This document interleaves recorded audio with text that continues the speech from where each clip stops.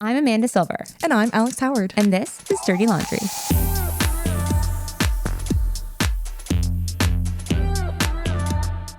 Hungry. Your stomach growled so loudly. That is amazing. Oh my God, you're going to pick it up on the Did you miss a meal? No, I had a bowl of cereal this morning. Oh, cereal. God, it's tasty, but it's useless for nutrition. I know, cereal's so good. With ice cold milk.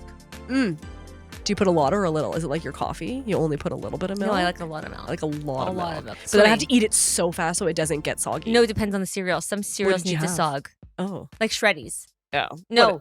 What is this, 1950? Who eats Shreddies? What's wrong with you? When they're soggy, it's delicious. Oh. Yeah. Like when it's just like one big pile? It's just, no, not that. It has to be in between. A little bit of crunch, a little bit of sog. Okay. But Fruit Loops, you can't have any sog. Fruit Loops? Also I haven't disgusting. had this in a long time. I'm just saying. If I were going to have a Fruit Loop, I would have to have it right away. I think Fruit Loops might be my least favorite cereal.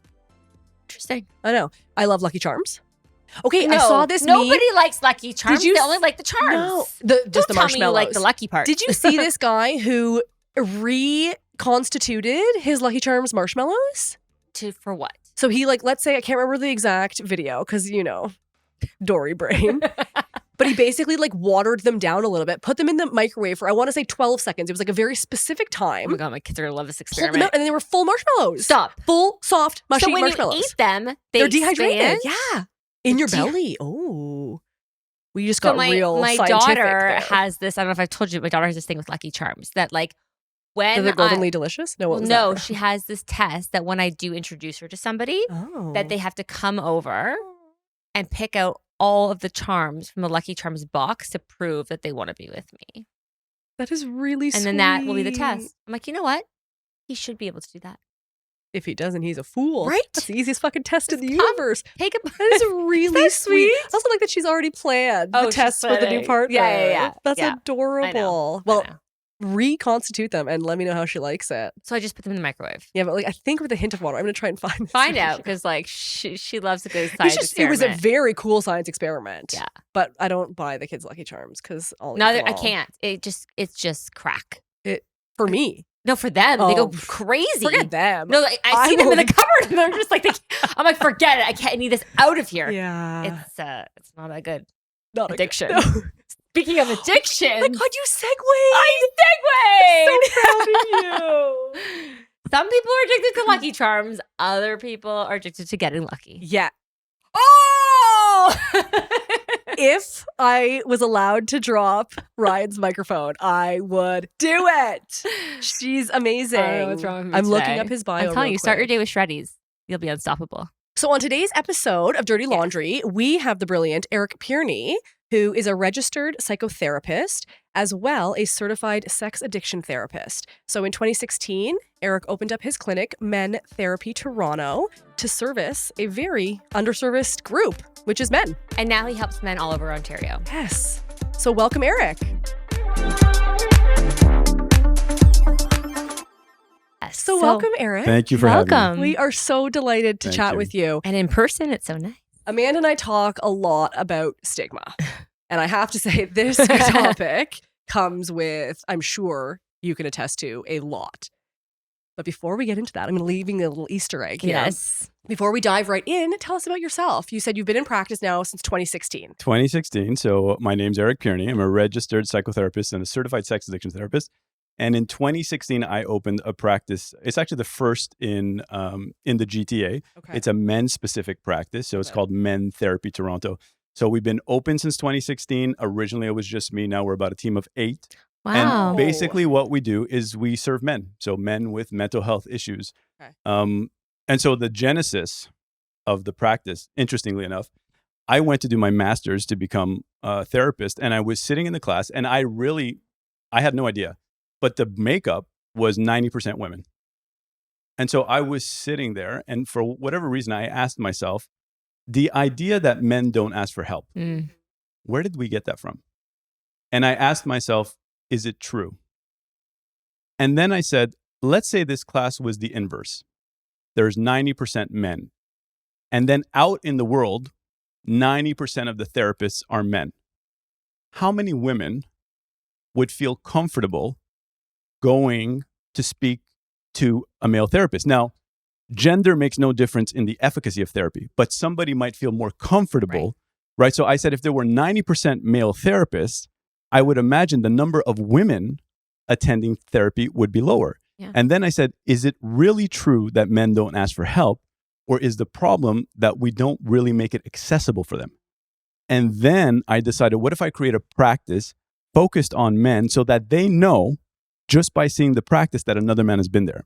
So any man who's gone to therapy before will know the feeling of you're sitting in kind of this waiting room. Mm-hmm. You're not sure if you're the only guy. Usually there's some crystals or rocks and some, little waterfalls. And you're asking myself, did I fuck up my life so bad that I got myself here?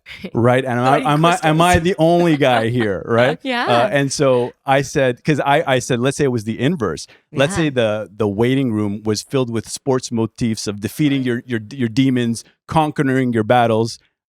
How many women would feel really comfortable in that setting? Right. And so that was the genesis.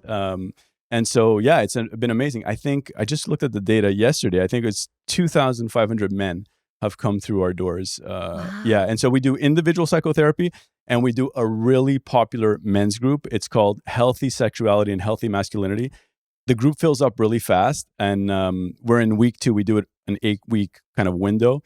And just watching the guys open up with each other, it's really special. And so in comparison, individual therapy to group, do you think you see the most sort of positive impact in a group setting, or is it case by case? Well, I tell my clients all the time, if you had to choose, if you can only choose one, I personally think group therapy is going to be the bigger bang for the buck. Interesting. Because it's one thing to speak with someone that you perceive as a professional and an expert, but it's another thing to hear another guy literally just echo whatever is going on inside you. And there's something so powerful about that. How validating is that, right? It's incredible. I mean, I personally got involved in men's group myself in 2004. Okay. So it's over 20 years now. And it's been a life changer. And my closest, deepest relationships all originate from there. So your own experience then in therapy yourself really informed your career.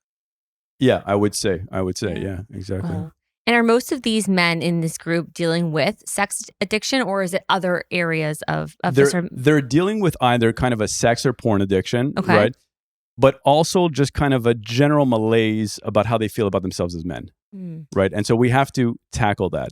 And when you're talking about a sex and porn addiction, you're talking about intimacy. Yeah. Really, the better term is an intimacy disorder. And for guys, a lot of that starts with how they feel about themselves as men, right? And so if we don't kind of tackle that part, right, they might not use the language I'm using right now. They might not say good as men. They might just say good enough or worthy or whatnot. But if we don't tackle that, it's going to be hard to deal with the compulsive part of their life. So your mission really is create this inclusive space completely targeted to men so that they can walk in and immediately feel at ease. And part say, of a community. I belong here. Yeah. Exactly. I belong here. I fit in. These are my people. Exactly. I can let down my guard. I can share. Exactly. Now, we do make it very clear, and try to do it on the website. We use one word to define what it means to be a healthy male, right? And so a lot of people say, well, is the word courage? Is the word power? Is it strength? Right? The word we use is love, but we do not want to be sentimental about that word, right? So if I need to assert myself and I really love you, I might have to tell you something about what you're doing and how it's impacting me. And that is a loving gesture that I'm making towards you, right? So you know that this is happening within me. Well, a lot of guys don't want to do that. And so we don't have any kind of picture on what this healthy male looks like. So 30% of our population are gay men. Then we have 10% that are questioning, right? I don't care what the external of the guy looks like. Right. Right. It's just the energy behind that is that he's coming from an authentic, loving place. But I got to be really clear about that, because a lot of men, they go into what I call spiritual bypass, which is like they take the word love, they go sentimental with it, and they go new age, and they're like, I can't access their anger. And I'm like, well, if I can't access your anger, we got a problem here, because the anger is there. You're a human being, right? And so that's the type of work that we try to do.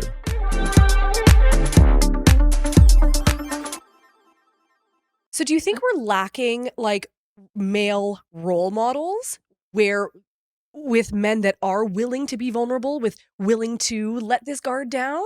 Because I feel like generationally, men and women, let's say humans, are getting better at talking about their feelings, about respecting, hey, maybe you have a different love language than I do, and this is how I need to approach it, or I need to validate your feelings before we can deal with this bigger crisis. And so for a lot of men in particular, I see, and I could be wrong, but they don't have a good example in whether it's a father or a coach. It's very much tough love, and we don't talk about our feelings, and anger is our only, emotion we're allowed to have. And as a result, that's the only thing that they're really willing to give.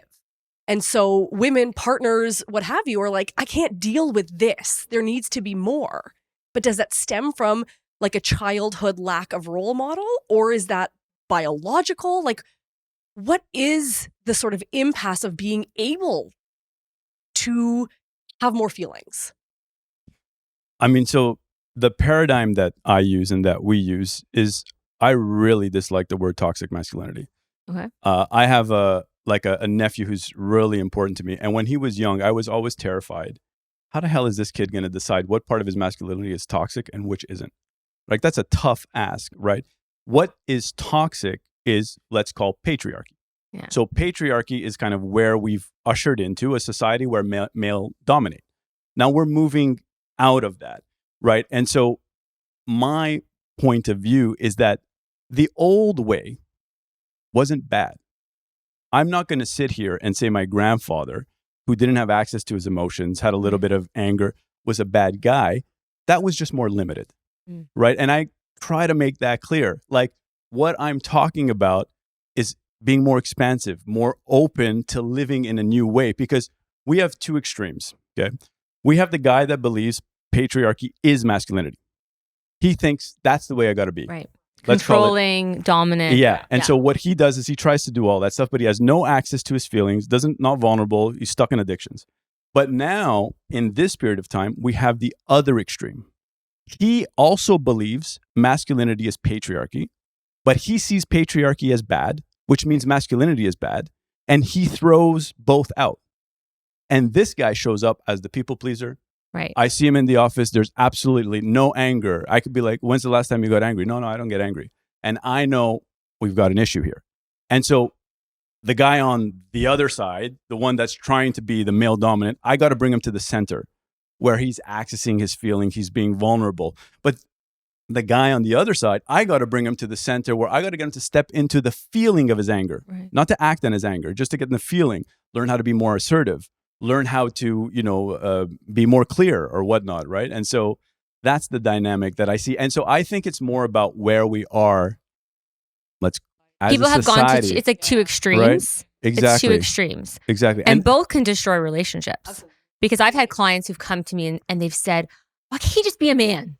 Oh, interesting. Yes, because he's too soft. He's too soft. He won't assert himself. He won't make decisions. It's always me. I always have to do everything. Can't he just be a man? I want someone to just take control sometimes, and not to be dominating and patriarchal and all of that in that toxic way as you were referring to, but just, not so extreme. But what's really interesting, at least for me, is that, on the women's lens, it's been the other way, right? So women have been in a society taught to be submissive and all that. But what we've done is we've done an amazing job with young women, talking to them and saying, girl power, step into whatever. Right. But for whatever reason, we don't think that the little boy doesn't have any context as to this patriarchy society that is growing. So nobody is going to him and saying, step into your power. It's just kind of like, and so we're leaving these little boys as if they should know that you've just got born into this patriarchal society, and that's not good anymore. And it's wrong. Yeah, exactly. Yes. But we're not giving you an alternate. Exactly. I agree with this 100%. Right. And on the girl side, it's like, the girl power, or so many times parents will be like, if the girl wants to be a firefighter, it's great. Yeah. But the boy doesn't have that option, as easily, it's just kind of like, well, just be a boy. Yeah. Heaven forbid he wants to be a ballerina. Yeah, or whatever it is. Yeah. Yeah. Wow, that's so there's a lot. I mean, the second phase of, our practice, I mean, we're not there yet, but is eventually, how do we start talking to boys? Because the challenge we have with the fathers that we work with, is that their kind of DNA is I need to teach my boy, right? And what we try to say is like, don't you remember what it was like? Just share with him what it was like for you when you were in the changing room. You're 12 years old and you're looking around and you don't see hair on yourself and other guys and that feeling. Yeah. Right? But don't tell him, hey, just go out there and compete. Yeah. Tell him that part. The feeling part, how it felt. How it felt and how it was for you, that you were scared, you were vulnerable, right? And it's always about, no, I got to coach him. Right. It's like he doesn't need or the I got to coaching. toughen him up. Exactly. Yeah. Exactly. Yeah. Right, we got to work on the boys a little bit. Yeah, Give eventually. them eventually. And so I think well, it really... so yeah, sorry, to your point, first the dads, right? Yeah, exactly. Teach them how to teach role the model. parents rather Teach than go the to parents. right. Yeah. I think Yeah. a lot of the issues that people do have around sexuality and sex addiction start from how they were raised. Isn't that with most issues? You go back to childhood, how you were raised, and or what you saw, what you knew. Certainly in my house, I mean, my husband is very, I would not soft because that's, I don't want to make it, but like he'll cry first out of the four of us, my two kids and me, and we're looking over like, oh my God, Dad's crying again. Like, it's so cute. He's so wonderful. But he will often say, you're coddling our son. You're coddling him. I'm like, in my opinion, I'm validating. I'm giving him the space. Hey, you have these big feelings. It's cool to cry. Everybody cries, let it out. But in his mind, it's like you got to toughen him up. And it is that dichotomy of working in relationships. And so when you have, I mean, this goes to parenting generally, when you have a different perspective, a different upbringing, you have a completely different plan of how you want to raise your kids. But I think, yes, if dads are being taught to let down their guard and share their struggles. And I think that's quite frankly society. We gotta share the messy in between, as opposed to just being like, oh yes, here I am. I'm on the other side of it, so I can reflect on how I made it through. But it's always from this position of I got over it, or I got through it, or I was not I'm in it. Not Not I'm I'm in struggling it, and in I it. don't Nobody know what wants to to do. share when they're struggling in something. Yeah. They want to share when they've gotten through it. exactly. So But- that's where you come in. Yeah, but Yeah. I never care about like the formula or the how-to, right? So when I'm working with a client, and let's say one approach is coddling, one is validating, I really don't care about that part. My work with them is what's the intention, right? Is the intention rooted from a good place, or is this a fear that maybe is an old fear, right? Because what it looks like externally, I think, is not really, you could do either way and it all work fine, right? But is the intention coming from a good place, right? That for me is really where I focus on, that kind of internal dynamic of what's going on.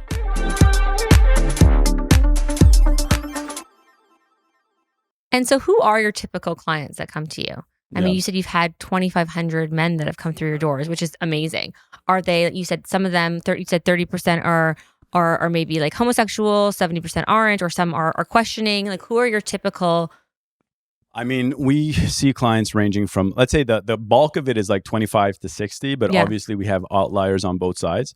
And most of them are struggling, and where they experience their struggle is primarily in their intimate relationships, right? That's, I would say, I don't know, maybe 7 times out of 10, that will be the catalyst. Something is not working in that area of their life, right, that now is really starting to bother them.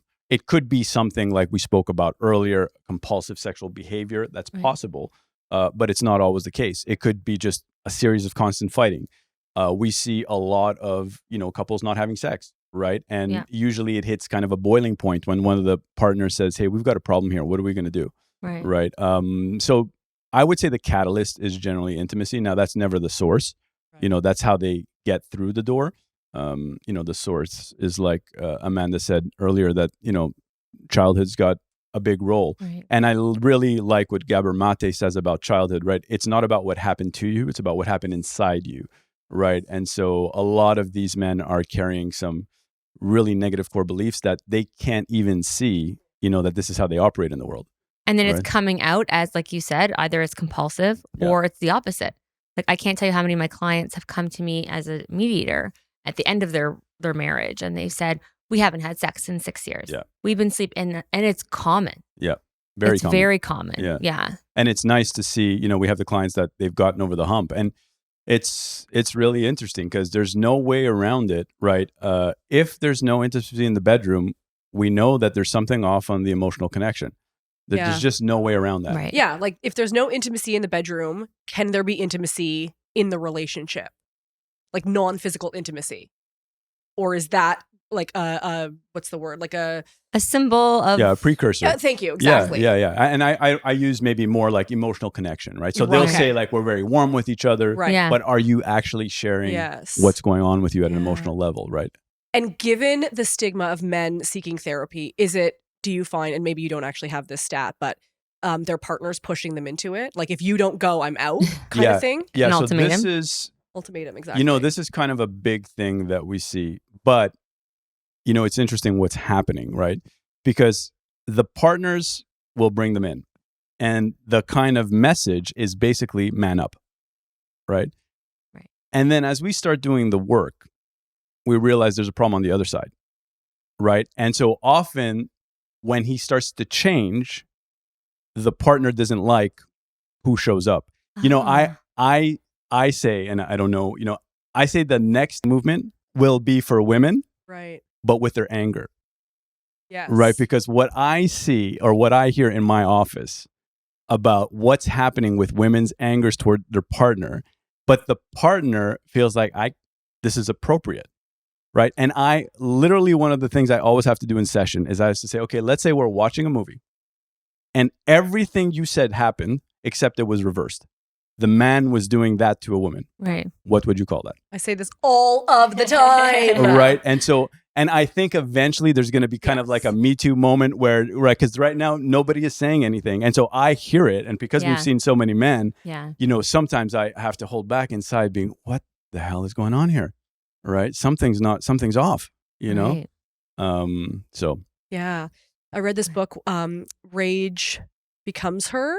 And it is all about the fact that women are not allowed to feel anger. So we show it in different ways. It's diverted into other It has areas. to be. And then men, like I said, are only allowed anger. So you have these two conflicting kind of emotional trajectories. And it does not make for a healthy relationship. No. So then in your mind, I know you don't specialize in couples therapy, but is that something really that folks should be working on these issues together? Or is it divide and conquer and then come back together? I mean, there's been kind of changes on that. I think like doing it in tandem is really helpful, right? So I think doing the individual work. So there's a lot of idea of like, hey, go off and fix yourself. Once you're better, let's come and work on the relationship. Right. I think it should be done personally at the same time. So I often advocate for the couples therapy sooner. Right. So will you bring in, let's say, the wife or the girlfriend or yeah? So partner? I don't do couples work, but part of my practice, my approach is that when I'm meeting a man at a certain point, usually session 5 or 6, I say, are you open to me meeting your partner? I always think that's important just because I know when I'm working with my client, I'm only getting what he's telling me. I want to get the full spectrum, right? Yeah. And now I won't break my client's confidentiality and I won't do therapist with the partner. Right. I just want to collect data. Right. And then it also helps because when the partner meets me and say, okay, wait, he seems like a nice guy, she feels a little safer being like, okay, he's working with him as to like, who's giving you this feedback? Right. Right. So I think it's really important personally. So I do it often. If there's betrayal, I will always do it. Right. Because I want to make sure that the partner feels what I tell my clients, anyone important to you is important to me. Right. So I want to just make sure that she feels heard, seen, and really that she's getting resourced. She has the resources available to her. So if it's not me, I can provide resources of who can help.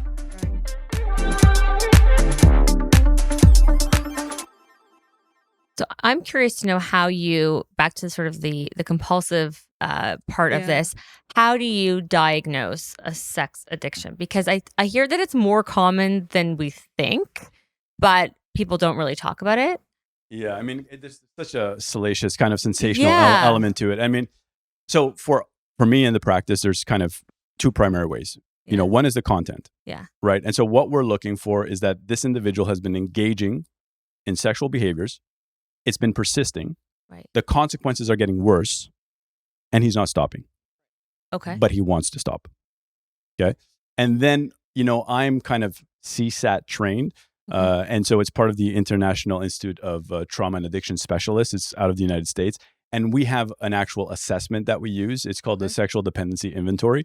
And so that's kind of a really involved, the 2.5-hour assessment. So I will generally do both, right? And so that's what I'm looking for. So I'm looking for it to see, hey, there's a pattern of behavior that's been repeated. The consequences are getting worse and the individual is struggling to stop.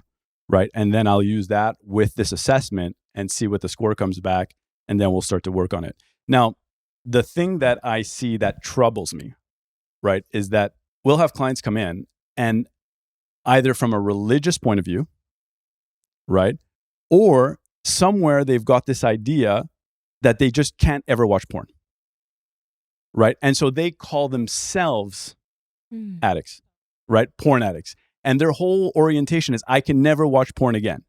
But then when I unpack the consequences outside of their negative feeling, I don't really see it in their life. Right. Right. And then I'll ask these clients, okay, well, what's your goal? So you're single now, and let's say you meet someone in 3 years. What do you want from now to 3 years? Well, I don't want to masturbate and I don't want to do nothing. Right.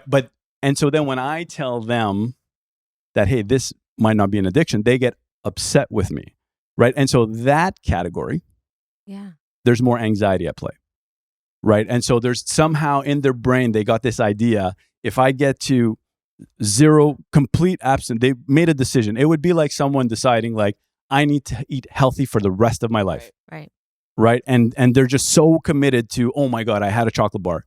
Right. There's no kind of room. So we have to negotiate that line. I guess it's the balance too, right? And you talked about consequences. So I'm wondering what those consequences are. Do you mean consequences in your daily life and how it's taking over your daily life, or it's not, or consequences in, their own feelings of guilt, or what do consequences look like? I mean, it's there could be financial consequences. Oh. Men could have spent upwards of hundreds of thousands of dollars, right? That's not necessarily uncommon.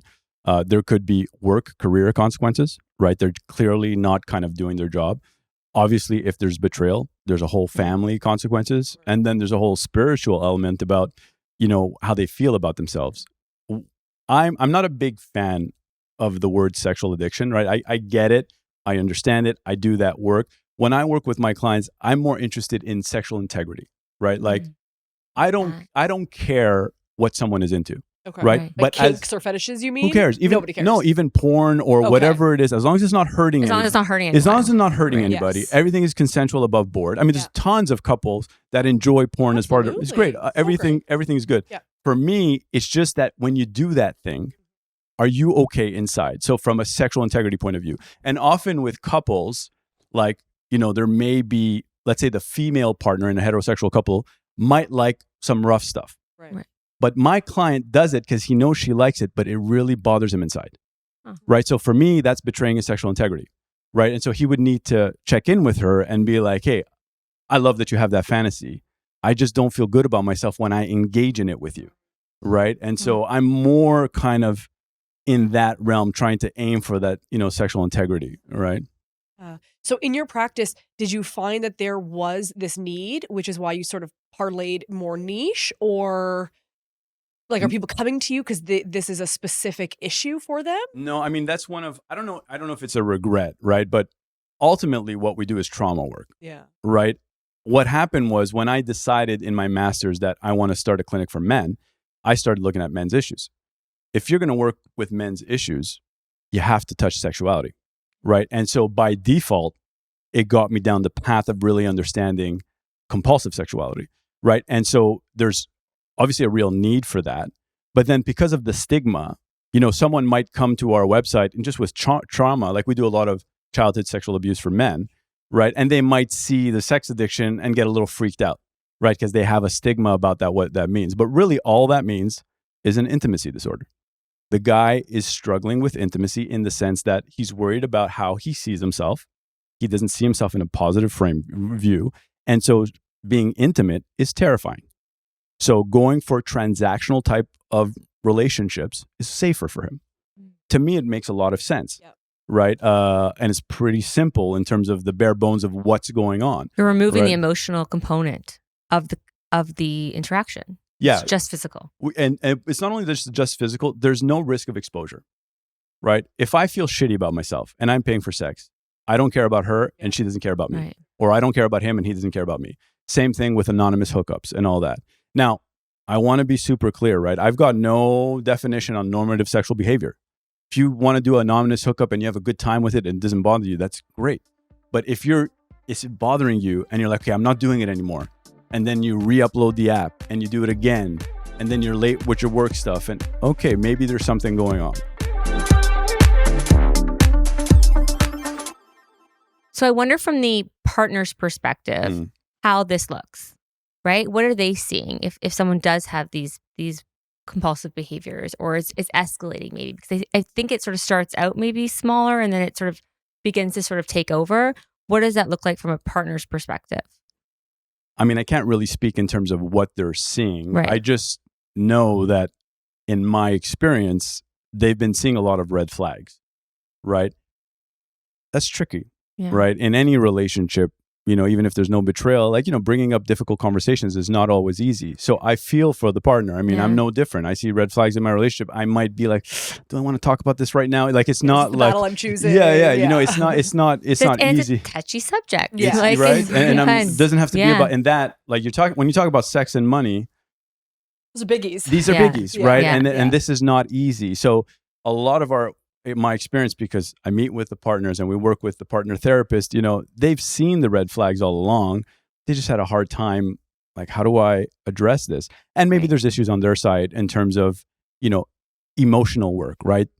If this is going on in a relationship, there is some disconnection at some level, right? And so it might go on both sides. So would a precursor to this be, okay, there's something going on in the relationship. There's a lack of intimacy for whatever childhood trauma or otherwise. They're pulling away from their partner because they don't want to engage. They don't want let's say, the accountability. So they're pulling back sex with their partner, and then they go seek it elsewhere. Is that coming up? Because that's just transactional. There's no baggage with that. It's easy, gets the job done, fulfills the need, and then you go back to your partner. I mean, I don't know if I want to put a formula to it, right? Because like that situation can happen, right, and could be a totally other reason, right. Maybe he's not as into his partner anymore. He's struggling, and it could have nothing to do with sex addiction, right? So in that particular situation, the question is, are you addressing that disconnect? Right. And so then when you address the disconnect and you see what happens after you address it, then you'll get more data, right? In terms of. And in terms of addictions, this one seems tricky to me. I feel like, and I know you don't like this term, but sex addiction and, let's say, food addiction, these are two things that we need biologically. So it's not like, okay, I can just stop drinking alcohol, or I can stop doing drugs, and I can still live my life and be a functioning member of society. Or stop gambling. Yeah, exactly. These ones that are, let's say, recreational versus a physiological, biological need. How can you manage an addiction where you have to participate in the activity you're addicted to? Yeah, so with process or behavioral addiction, it is trickier, right? And the harder part is reintegrating the healthy sexuality. Right. And sometimes what happens is the men love coming into my office, and this has caused them so much pain. So they love getting rid of the bad behaviors. But then there's that time to talk about, let's do the reintroduction. And it's a little trickier or scarier for them. Now, usually if someone has a real kind of sex porn addiction, we do advocate for a 90-day period of abstinence. And what we're trying to do is not trigger the reward center of the brain and see what's going on there. And so we would invite the partner, obviously, to be part of that journey. Right. But ultimately where they net out is that they net out in a healthy way, engaging in sexuality, physical intimacy with their primary partner without all the other stuff. Right. That becomes what is the healthy sexuality. Right. And then whatever the two of them feel is appropriate, that's fair game. Gotcha. All right. And can it be a slippery slope? Like, is there a period of time where they are engaging just with their primary partner, everything is going well, and then, maybe they get fired, or there's some kind of inciting incident which triggers that need for, I don't know, numbing, right, in that way? Well, if we're going to look at it as an addiction, and nobody likes hearing this, but relapse is inherent in addiction recovery, right? That's part of the process. Yeah. Now, the first 2 years are the trickiest part of this process. The challenge is, and I tell my clients, just try to move off not engaging in the behavior as the barometer of success. What you want to do is, are you doing the things that we know if you do them, you're going to get better, right? So are you continuing to go to therapy? Are you doing your group work? Are you kind of becoming aware of your emotions? Are you reading materials, doing your meditation, whatever it is, right? I know that if a client stops doing that, they may still not be acting out, but over a period of time, it'll come back. Now, is it terminal? I see, guys get to a place where you're 3, 4, 5 years in, and it's the idea of behaving, you've changed so much as a person that the feeling that you have towards the guy that was doing that acting out is just compassion. You're like, holy shit, I did not realize I was in that amount of pain, right? And when I start to hear my clients talk about their kind of past behavior like that, I know, okay, we got to the other side, right? When they're just still in like, oh my God, I really want to do that and I would just want to watch porn, there's still like work to be done. This is like a years long process. Yeah, like a 2 to 5 year process generally for something like this. I mean, it doesn't mean you're going to be 2 to 5 years in therapy. I tell people I'm like the GPS, right? I'm gonna give you an idea of where you're trying to get to, right, and how we got to get there. We'll be together for a while. You're gonna get the resources, and then you kind of keep doing the work, right? Which is a big commitment, I think, from like their partner's perspective to know that they're going into this, and it's not a quick fix, right? And you really have to be there. Anything is right. You have to be there for the long haul with any addiction. And from the partner side, it's brutal. There's a therapist out in the United States. Her name is Michelle Mays. She's written last year my favorite book on the topic of the impact of betrayal on women, the impact. Oh. And so the name of the book is called The Betrayal Bind. And she uses an attachment theory, right? And she says what happens is with your primary partner, it's where you go for connection and safety. Right. Once there's betrayal, your safety has been destroyed. But the crazy thing is you still want connection from that person. Right. And you are in such a bind, right? That's the betrayal bind.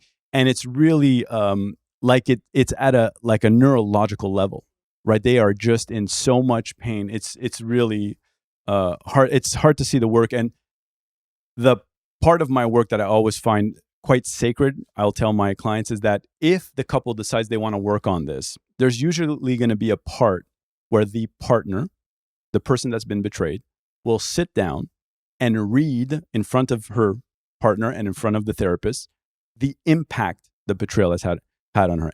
And the tentacles of where the impact goes is really painful. As a man, to listen it just about how they feel about their body, themselves, financially, it's very, very painful, but also very sacred. I often tell people, I wish I could just put those on my website. Yeah. Right. Because if a guy is thinking of kind of doing something, betraying a partner, and just go to my website, just watch the video. I mean, if you have a heart and you watch that video, it is impossible. I mean, at least that moment, you're not going to be able to do anything.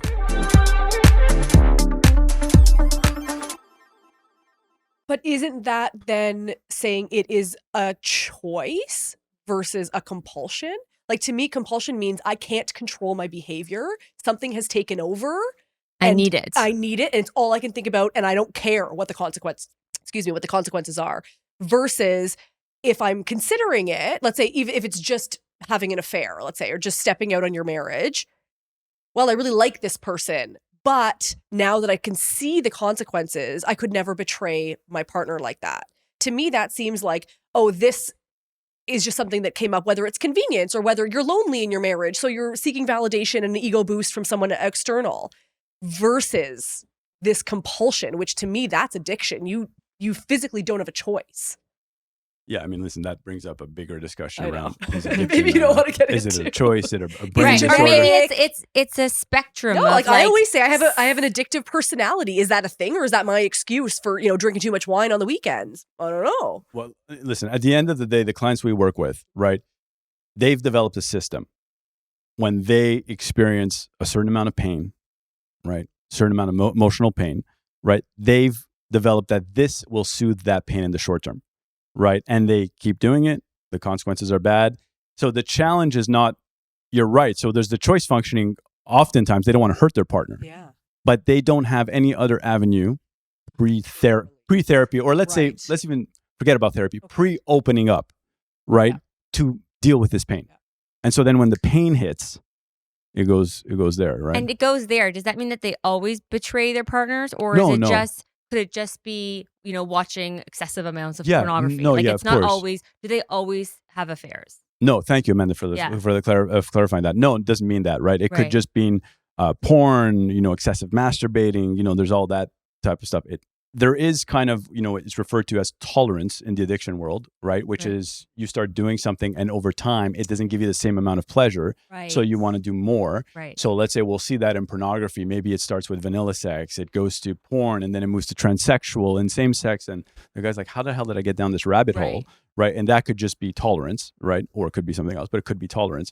And, sometimes that's how the story starts with betrayal. Right. It starts, usually what we hear, it starts with the porn. And then they get this idea that, I want to make this porn more real. So I'm just going to search sex trade workers locally. So now there's like a bigger hit for them because they're watching porn, but now they're seeing women that are willing to do what he's seeing very close by. Right. And he might They're dangling a carrot in front of themselves. Exactly. And they might do that for 6 months, a year, and never take that step. Right. And then inevitably, they take the step. And now once they're in that kind of rabbit hole, now they're in a pickle because the shame is so intense that they're feeling this, that they did it, then the betrayal part. And then that pain has nowhere to go. They go back to the source. They go back to the source, go back to the source, go back to the source. And then I sit down and I meet them, 10 years later and, $150,000 later and numerous affairs. And you're like, And do you think internet, all of this has made it so much easier? I mean, I think easier. Easier to access. I mean, it's on your phone. You don't have to go to the movie store. Yeah, you don't have to see your local, Blockbuster guy and be like, I'm going behind the curtain again. Don't worry about it. Like, it's so accessible. There's nobody blocking you. You can just get it whenever. Isn't the sex trade the oldest trade in yeah, history? But it's interesting, Alex, because I was driving with my dad. This was like maybe 6 years ago. I was like, Dad, man, I can't believe what the fuck is going on with guys and just sex and all that. Yeah. And he looked at me and he's like, Eric, it's no different than my day. He said, the only difference is the access. Yeah. You literally had to go to a car, go to some random porn shop if you wanted to do, you really had to be heavy. You gotta be committed. You gotta be really committed, And so, and now you can just be bored. But when he told me that, I was like, man, he's so right. This is just a question of access. And it's actually really good because now that there's access, there's more issues. So we can pull the negativity out, right? Like in the past, my dad's generation, this was a problem, but we didn't see it as a problem. So we couldn't fix anything. Right. So we're moving towards like a much better future because at least this shit is helping us. It's come up. It's come up. It's in our face. We can't ignore it. Yeah. What scares me the most is how it's affecting our youth, right? We're seeing kids that they don't even want to bother having sex with a real life person because they've gone, as you said, that from vanilla porn to, whether it's BDSM or something very aggressive or whatever. And now it's like, I can't even connect. I don't get that same reaction, that same, dopamine hit, what have you, from regular vanilla sex with my other, 16-year-old classmate. I mean, I don't know if that's the case, Alex, because my experience, again, with my nephew is very interesting because for them, it's all accessible. Yeah. They don't know any different. No, that the fact that it's all like when we were young, it's like, man, to hook up with a girl was a big thing. I got to figure out, it was like a big win. Yeah. You know what I mean? Yeah. Now it's a 2-minute thing, which means that they actually have, to me, it seems like they're just healthier. Oh. Like, so my point of view is that some of them, they just, because it's so available, it's just not as interesting. The novelty is not right. there. That's the sense that I got. Like mine was more like I'm just not into her. Right. Whereas when I was young, it was like just the fact that I had a willing partner was already a big. How do I find that? You know what I mean? Like that was a big deal. Yeah. Okay. Right? I mean, I hope that's the case. Different way to look at it. It just it scares me so much that there's no like gradual. You're afraid that kids think you have to have that like BDSM extreme. Yeah. I mean, I don't know if that's true. I'm not saying what I'm saying is true. Yeah. I'm we just can't saying get kids on this pod. But my sense is that they're doing well. But I could be wrong. Yeah. The kids will be just fine. Yeah, that's my sense. My sense is like fucking adults that are all screwed up. It's the parents that are screwed up because their mean? Parents were all hush hush, but still doing it. Exactly. And their kids were like, everything's open. So it's the parents that are. I mean, I do up. like that we are more open of a society. I think that's great. I think a lot of the shame. I mean, you refer to religion. That's the most shaming about sex. Yeah, but I mean, it's tough, right? Religion is tough just because often they throw the baby out with the bathwater. Yes. Most, let's say the Abrahamic faiths, the whole idea generally from a theological perspective is you don't want to use another person. Yeah. Right. That's the idea that, if you're getting married, there's a commitment. Right. So the genesis behind it, I think, is nice. Right. Because once you say, hey, I'm just going to get my rocks off, you don't care about the other person. You're just kind of using another person for your own gratification. Now, the problem with everything is once you go into extremes, right? I don't think any religion is saying like, you're a bad human being, like sin is inherent in the religion. So they're saying, hey, this is the optimal way you want to reach for, but we're all frail, then we're going to do our best to get there. But then people take that to extremes and be like, no, I gotta be a perfect human from my religion point of view, and it's not going to happen. No, but I do appreciate your glass half full approach to all of this. It's great. It is. Yeah. Maybe you've just seen so much. You're so desensitized to it all. Well, it's interesting because I always get asked, like, how do you do it? How do you listen to these problems? Yeah. It's the opposite, right? Because these are incredible men that they are so committed to trying to change their life. And so for me, I leave my day of sessions like, hey, how do I do better? Right? How do I do better? It's amazing. It's amazing. So I'm wondering how people get a hold of you or your services. Yeah, thank you for asking. Yeah. So it's our website is mentherapytoronto.com.